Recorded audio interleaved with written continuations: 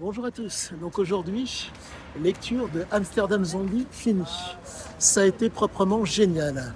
Il s'avère que Ziké nous a vraiment régalé par rapport à cet ouvrage.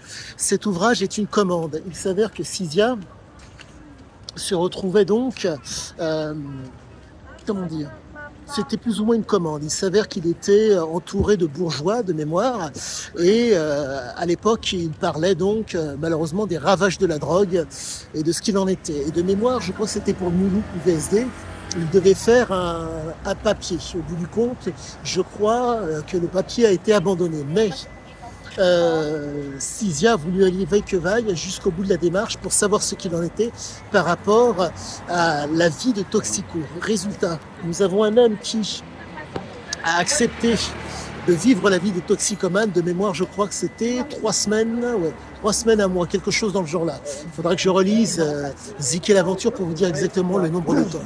Mais quoi qu'il en soit, ça a été proprement génial parce que Ziké est allé, comme à l'accoutumée, jusqu'au bout lui-même. L'intensité fait partie de sa vie et cet homme a fait en sorte que de savoir ce dont il parlait. Résultat, héroïne, vie plus ou moins de clochards comme malheureusement les toxicomanes qui vivent sous le pont de Schirkel, pardonnez-moi, Schippergak.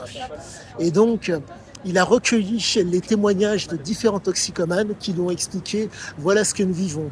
Il s'avère que certains personnages, tels que, pardonnez-moi, Suzanne, que vous pouvez rencontrer, que vous pouvez, entre guillemets, relire dans l'ouvrage de Thierry Poncet, Ziké l'aventure, qui s'appelait donc, pardonnez-moi, j'en perds mon français, qui s'appelait donc, le chapitre s'appelle Suzanne Zombie.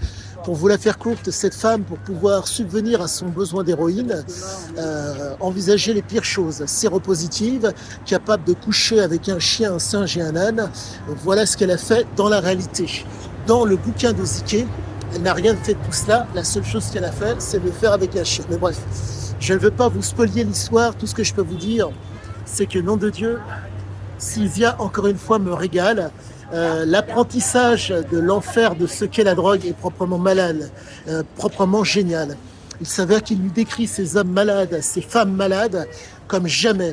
Mais il n'y a pas de mépris, il n'y a pas de haine. Il y a juste un constat de ce qu'ils sont et malencontreusement, je dirais, de ce qu'il fait. Il s'avère qu'il s'est dépeint en journaliste.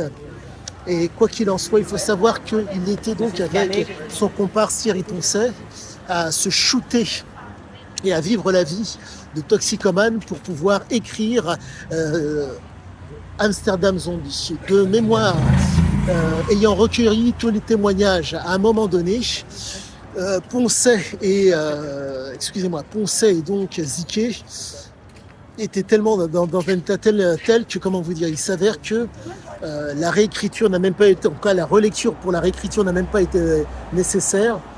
Dès que, entre guillemets, Thierry a eu fini d'écrire, ils sont partis aussi secs. Je ne peux vous dire qu'une seule et unique chose, lisez-le.